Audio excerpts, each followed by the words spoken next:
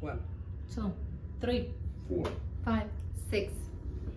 Good evening, my name is Alexis, and today my presentation will be over the ethical guidelines of psychology and why we need them, the history behind them, and why it has become so necessary and important to have them nowadays, considering our new economy. Okay, so just considering the history and everything and how we have come to this point of needing them, one of the biggest controversial experiments that has kind of jump-started to this sort of new era of ethical guidelines and things that the rules and regulations that we have for research is because of the Stanford Prison Experiment. The Stanford Prison Experiment was very controversial. It was in the 70s, so it wasn't that long ago, to be honest. And the things about it that made it really controversial was the psychologist himself, the professor that was conducting this experiment. He took a group of college students and put them into two groups, the prisoners and the guards. And it became controversial because of the human rights violations that were going on. The guards just became very power hungry, very egotistical, and deprived these students who were their peers of certain things like their own bedding and their right to speak, and sometimes even their food. And the part that a lot of psychologists do not agree with to this day is how the psychologist, his name was Philip Zambroni, how he handled it, because he himself became part of this experiment, which is now a very big no-no.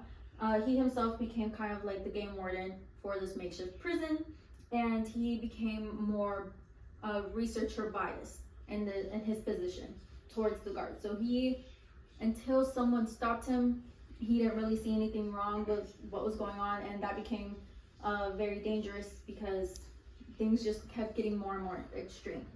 And because of this, and because of this experiment, a lot of guidelines have been put in place for things like the researcher bias, and the human rights violations, and how these experiments are conducted, and how we move forward with them. So the guidelines that we have now set in place are things just like basic things like consent. Because in the Stanford Prison Experiment, there was a lack of consent. The students had agreed to be in this experiment, but they didn't know the full extent of it. They didn't know that they were going to be deprived of so many things, and that it was going to be a mental strain on them, even for years to come afterwards. And so that came of it. You need to tell your participants that are in this experiment of the experiment that they are going to be a part of, and make sure that they are fully aware that they will be safe, no rights will be violated, they will not be deprived of any food, water, sleep, anything like that. Another thing that has been implicated into these guidelines for these experiments to take place is the APA ethical guidelines, which are just a set of rules and code of conduct that these psychologists must follow.